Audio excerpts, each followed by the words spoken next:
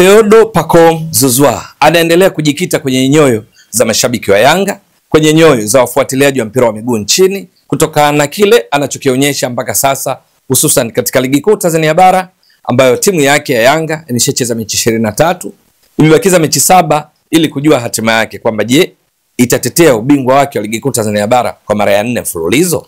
Hilo ni swala la kusubiri, lakini mechi mojawapo anacheza dhidi ya Coastal Union muda si mrefu kuanzia sasa, ikiwa ni mechi sasa ya 24 ili wabaki na mechi 6.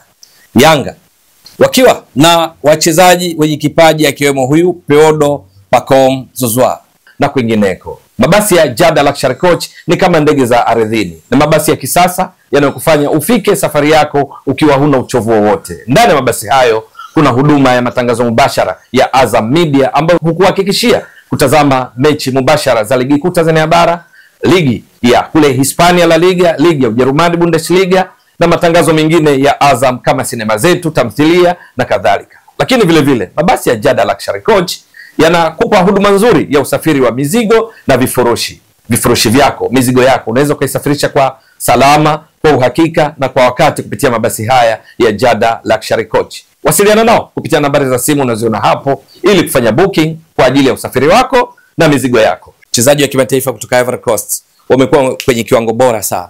Wanaongoza ligi kuu Tanzania bara hivi sasa wakiwa na pointi 61, lakini pia takwimu ya ajabu ni kwamba wana mabao 61 sawa na idadi ya mabao, kuonyesha namna gani wamekuwa wakifunga na kufunga na kufunga. Lakini wakiwa ndio vinara kwa kupachika mabao mengi, pia Yanga ni wa pili kwa kuruhusu mabao kwa machache. Yaani wenye ukuta imara zaidi ni namba 2. Namba 1 ni watani zao wa jadi Simba ambao wamecheza mechi 22 wameruhusu mabao 8. Yanga wamecheza mechi 23 wameruhusu mabao 9. Kwa hiyo wana mwenendo mzuri. Lakini Pacome anaibuka kuwa miongoni mwa wale wanaofanya vizuri sana kwenye ligi, kwa sababu mpaka sasa ukiangalia katika small details, vitaarifa vidogodogo vya kujificha juu ya ufanisi wa mchezaji binafsi, pengine kulinganisha na performance na ufanisi wa timu nzima, utaona Peodo Pacome Zouzoua sio tu kwamba anafikia level ya timu nzima, lakini pia kuna baadhi ya maeneo amepiga hatua zaidi kuliko wastani wa timu nzima. Ni kwa nini? Wacha nikuelezee zaidi. Ni kwamba Pacome mpaka sasa katika ligi kuu Tanzania bara amecheza mechi 21.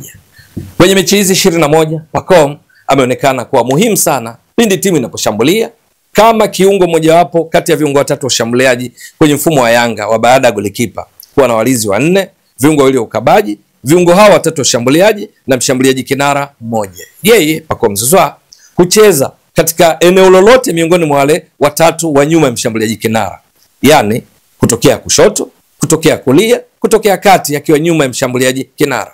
Wakati mwingine kwenye makaratasi anaonekana yuko kulia, lakini cheza yake anacheza kulia, anacheza kati, anacheza kushoto.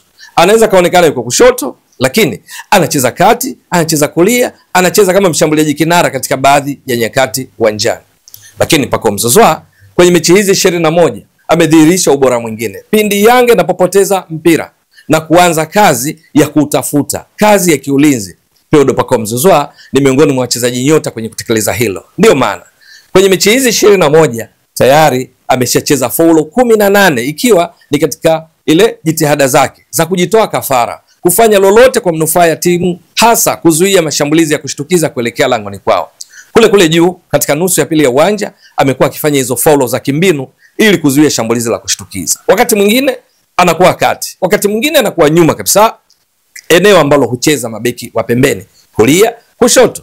Peodo Pacome Zouzoua anapopata mpira unaposhambulia ni kiburudisho kwa watazamaji, kwa sababu ana uwezo mkubwa wa kupiga chenga za kufurahisha, ana uwezo mkubwa wa kupiga crosses, kupiga mashuti, kujaribu kufunga na shooting accuracy, umakini wa kupiga mashuti ya kulenga shabaha. Peodo Pacome Zouzoua excellent. Ndio maana mpaka sasa miongoni mwa wachezaji waliong'ara sana ndani ya Yanga ni pamoja na yeye Peodo Pacome Zouzoua, ambaye kama kiendeleza hiki anachokionyesha, halafu ikatokea Yanga wakafanikiwa kutoa ubingwa mwingine tena wa 4 mfululizo wa ligi kuu Tanzania bara, ni dhahiri kwamba Peodo Pacome Zouzoua atakuwa ni miongoni mwa wale contender wawania tuzo za mchezaji bora wa msimu wa ligi kuu Tanzania bara kwa maana ya MVP. Lakini hata hivyo bado mechi za kutosha kama nilivyotoka kueleza. Mechi hizi 21 Pacome Zouzoua amevuja jasho kwa dakika 1207. Ndio. Lakini hiyo haitoshi. Peodo Pacome Zouzoua kwenye dakika hizo 1207 nilikwambia faulo amecheza faulo 18. Haya ni majukumu ya kiulinzi niligusia tu. Lakini kwenye majukumu mama kwake ya kuwa miongoni mwa wale washambuliaji wa Yanga, Peodo Pacome Zouzoua amepiga mashuti 25. Kati ya hayo mashuti 16 yamelenga shabaha, ambayo tunasema shooting accuracy. Ukipiga vizuri hapo shooting accuracy utagundua ni 64%, kwa maana kwamba 16 katika 25 zidisha kwa 100. Ndugu mtazamaji wa Mbwaduke Stats Sport Next Level, ili kupata shooting accuracy, umakini wa kupiga mashuti ya kulenga shabaha. Kitendo hiki cha kwa shooting accuracy ya 64 kinaonyesha kwamba yeye wakati mwingine anakwenda above average ya kiwango cha Yanga nzima. Ni kwa sababu gani?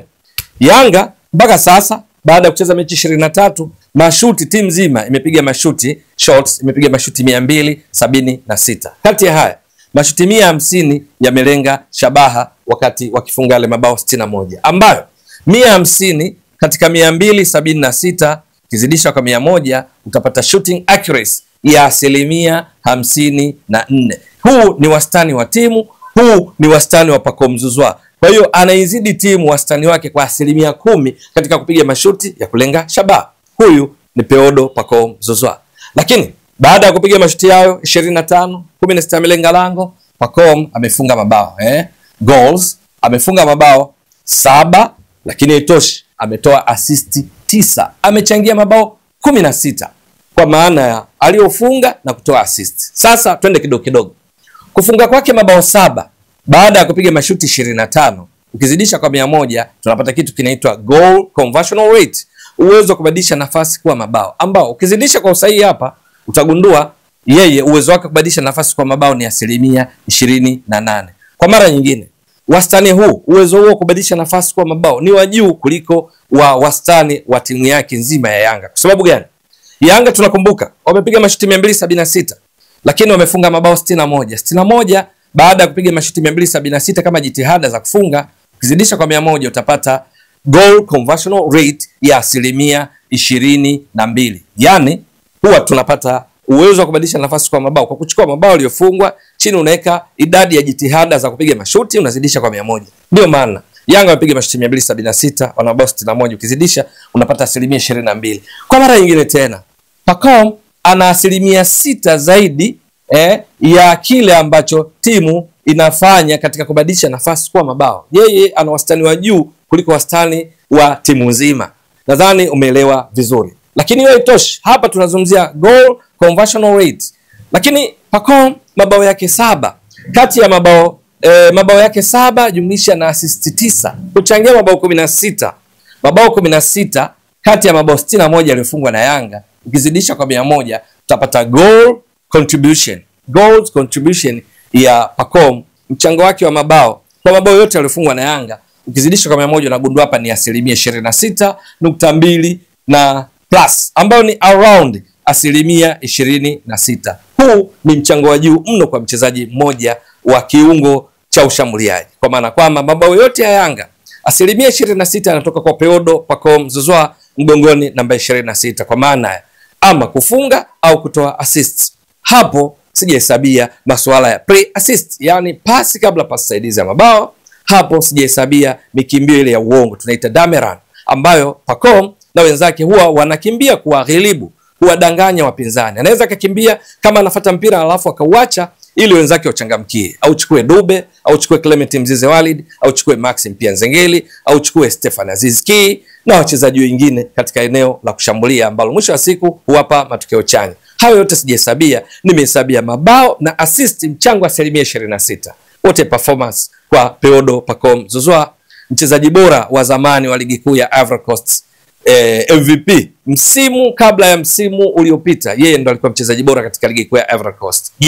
Swali, ataweza kuendeleza kiwango hichi anachokionyesha kwa kiwango cha juu ili mwisho wa siku ashindanie tuzo ya mchezaji bora wa ligi kuu Tanzania bara? Hilo ni swala la kusubiri. Ikumbukwe swaiba wake Stefan Aziz Ki ndiye mshindi wa msimu uliopita wa tuzo ya MVP, akiwa pia ndiye mfungaji bora wa ligi kuu Tanzania bara kwa kufunga mabao 21 akitoa assist 8 na mwishowe akawa MVP msimu uliopita. Itakuwa vipi msimu? ni swala la kusubiri, lakini Pacome amekuwa akionyesha kiwango bora sana. Mtazamaji wa Mbwaduke Stats Sport Next Level, endelea kuunga mkono channel hii kwa kuhakikisha kama una subscribe, una share, una like na kucomment. Mwasilishaji wako ni mimi Ramadhani Mbwaduke almaarufu kama Mzee wa Data. Shukran jazilan. Bye bye.